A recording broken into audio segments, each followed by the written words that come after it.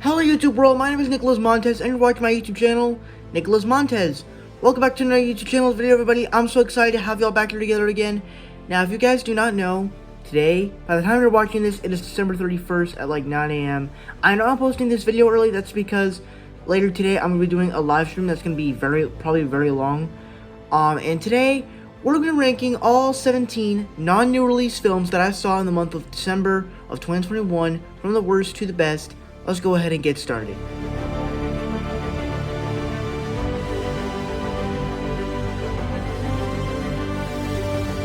So for me, easily coming in last place is The Matrix Revolutions. This movie is just awful on so many levels. Now, it's not like all around bad. There are some enjoyable moments with the machine gun people, and some characters do get some cool moments. But the movie itself just does not make any sense. Like, they make Neo blind, and then he's in this world where he meets this girl that comes into the new Matrix movie, which I don't think makes very much sense.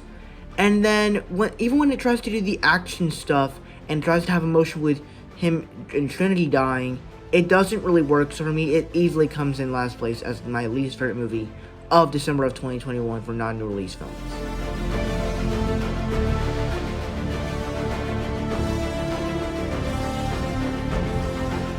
Now, this is a little bit enjoyable because, as this is a Guy Ritchie film, this is kind of pretty good. The visual effects and action, some of the action is kind of cool. Some of the music is actually pretty good. The cast is pretty good with Jude Law and Eric Bana. But the whole story here just does not make sense. The way that they kind of do the story with this sword, it's just kind of not really interesting, so it's not really my kind of thing.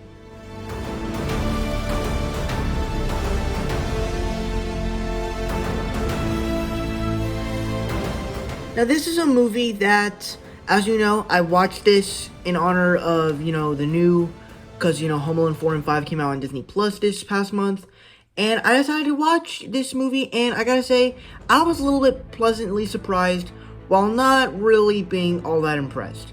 Of course, the movie does kind of start off very weird in the way it kind of works, and it's a little bit frustrating and weird with that, in the way the story plays out.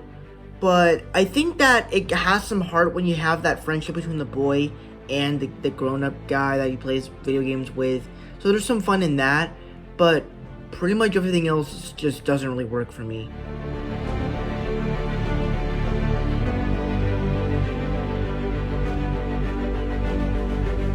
Now, this is a frustrating film for me because I was expecting this movie to be a very enjoyable film, especially because it stars Robin Williams, and it's a little bit of an action adventure film.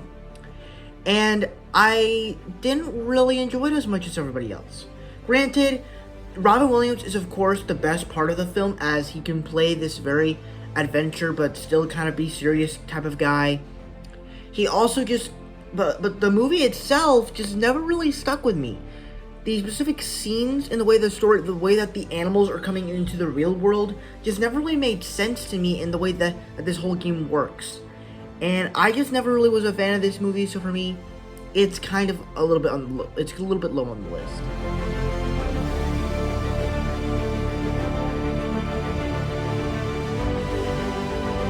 So you're probably wondering, why am I all of a sudden watching Treasure Planet? Well, no, Treasure Island. Well, I actually put this on my watch list on Letterboxd, so I decided to watch this movie, and it's good. It's not great, but it's watchable enough. It definitely take it when I watched it and I saw the cast and the characters. I was like, oh, so this is basically like Planet, except on an island and older and in a much Disney older fashion. But it was enjoyable. It's not the best Disney movie ever. It definitely has some classic Disney stuff with pirates trying to get treasure.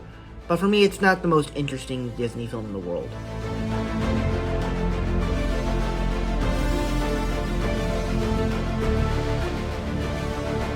Now, this was actually a better sequel to The Matrix.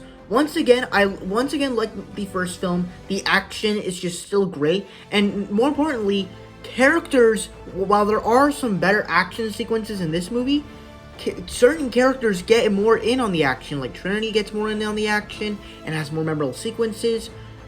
Morpheus even gets in on the action and has all these car chases. And Neo even gets a even better action sequence where he faces off hundreds and hundreds of Agent Smiths, which is just awesome.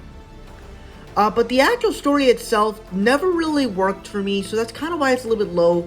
But overall, I actually thought it was a pretty good sequel to The Matrix.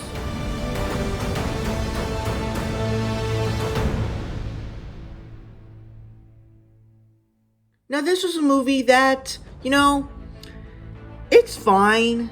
It has some horror elements that feel like you're watching a Halloween film, and that's something I kind of like in a film like this. Some of the horror effects, when people are screaming, it's just kind of cool to hear. But overall, it's not my favorite horror movie.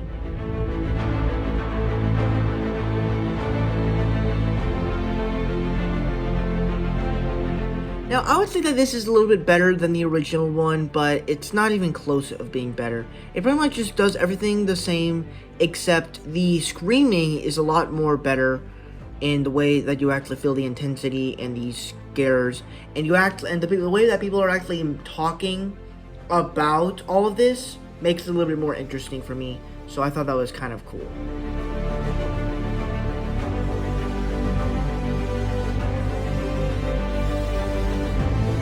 Now, this is actually a Quentin Tarantino movie that I actually chose to watch for the start of the winter movie season, as well as the start of my winter break, and I thought that this film was pretty enjoyable. Of course, the cast was Samuel L. Jackson, Kurt Russell, the guy that played Sonny Burch in Ant-Man and the Wasp. It really has a lot of Marvel actors, where Samuel L. Jackson played Nick Fury, Kurt Russell played Ego in Guardians of the Galaxy Volume 2, and the guy that played Sonny Burch in Ant-Man and the Wasp.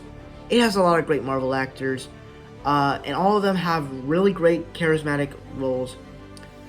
But the problem here, and I also like the winter vibe of it and the way everything looks, but the big problem here is that, and also Tim Roth is in the movie too, but the big problem here is that there's this disgusting plotline with Samuel L. Jackson's character, where he pretty much talks about having a white man suck his you-know-what, and it is just so crazy and so, like, why would he do this? Like, why would this type of plot line be in a movie? And it was just so disgusting. And granted, I didn't like the ending moment with I had to say Sonny Burch's character, the guy that played Sonny Burch's character. I liked what he did with the letter to his mom. That was heartwarming, but everything else was kind of enjoyable.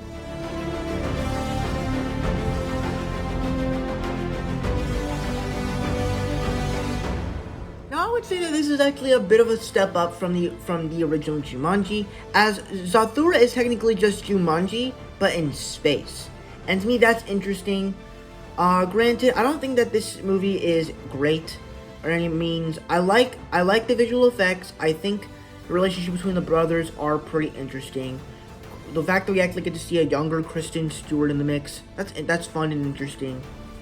But for me, it's never really been a movie that I've been fond of, and I don't really like how it stays inside the house. And once again, much like the original Jumanji, the house, like the whole world, just comes to you, like comes out of the side of the game, and the characters don't go into the real game like the new Jumanji films do.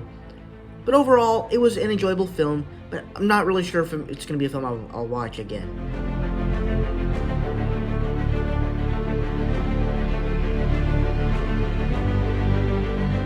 Now, this is a movie that I actually was very excited for because when I heard that they were going to be announcing a Scream 5 for 2022, and I was going to be able to watch some of the Scream movies in 2022, I was initially excited. And the reason why I'm actually reviewing movies for 2022, it's all because of Scream. It's all because of Scream 5, and the fact that I actually got to see one of them this year, I was extremely satisfied. Granted, I don't think that this movie is great like the original film. It pretty much plays out the same way as the original film, just some new characters rolled in, but at the same time, I still enjoyed it.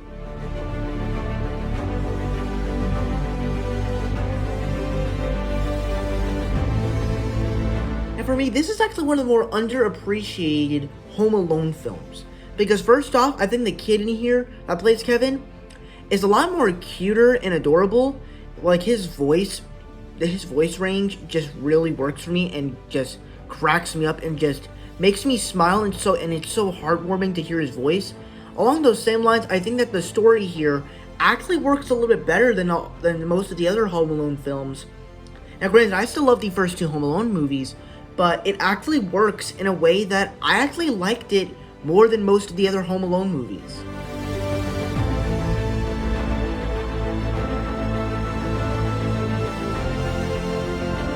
And for me, I feel like I really want to watch the original Despicable Me, because what this film offered for me is just so much fun, and it's all because of all the characters. With Gru, how it's just so charismatic, and especially how he's played by Steve Carell, it's just great. Then you got the three girls, which are of course just great, where you have the girl that loves ponies and unicorns, the other one that likes beanies or something, the girl that wears a beanie, I don't know what her name is, and then Margot, who has a crush on this boy, and then of course the minions. Like this film is just so rewatchable. Granted, it does have a dumb story about Gru going into the spy stuff and exploring this spy villain guy, but overall, I thought this was a very enjoyable film.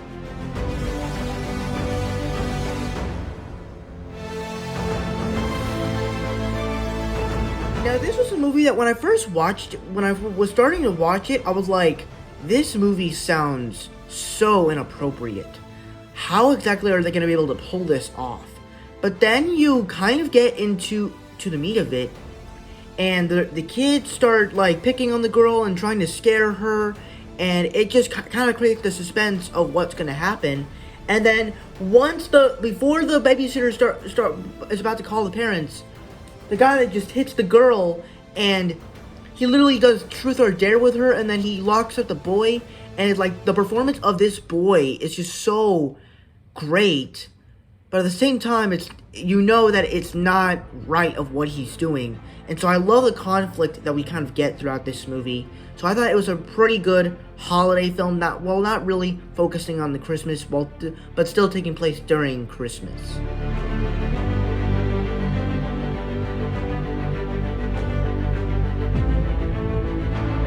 Now, this was a movie that I actually missed in the theater, which is why I'm talking about it in this month.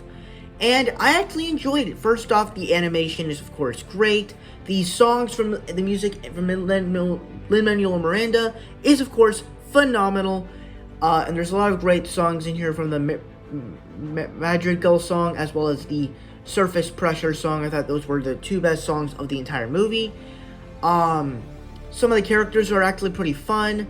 But I think the big problem here is that the story with some of the characters' powers just doesn't really make sense. And like, I watched a couple of videos and it doesn't make sense of how they have powers. Why does someone only grow flowers and not grow fruits and vegetables? Why is someone strong for no reason? Why does Bruno only see visions? And why does Mirabelle doesn't have a gift? That's just kind of confusing, but overall, I really did enjoy this movie.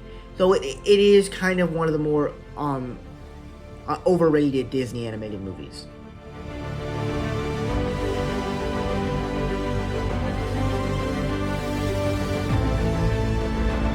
And for me, this was actually a pretty big surprise. Well, once again, this is another animated film that I actually missed in the theater from October.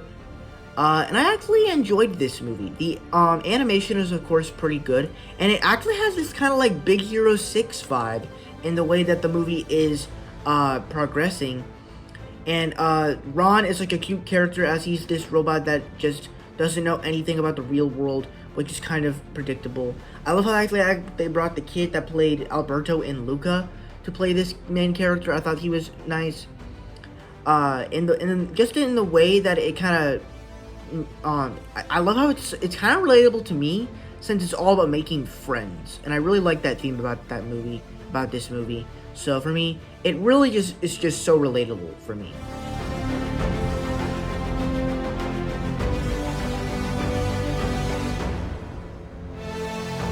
This is the best movie of the entire month, and don't get me started, because now I'm not saying it's like the best movie of this year for non-new release films, but it is very good. First off, they really create this idea of what's real, what is reality, and they really explore that in very cool ways.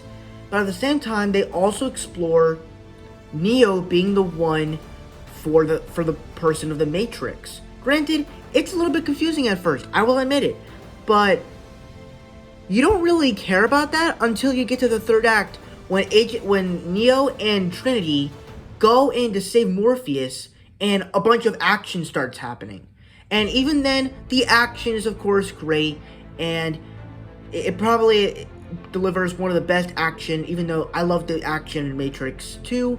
Overall, it delivered a film that I absolutely really enjoyed. Once again, it's not my favorite movie of the bunch of this entire year, but it is very good, so that's why it's my favorite movie of non-new release films of December of 2021.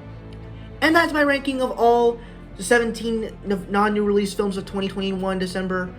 Thank you guys so much for watching. I hope you enjoyed. Don't forget to like, comment, and subscribe. My Instagram is Marvel6, my TikTok is WallenFan. If you guys don't understand those names, head to my bad section to follow me on all social medias. I'm also on Letterboxd. It's the same name as Instagram, Marvel_6_. I'm also on Discord. It's the same name as Instagram.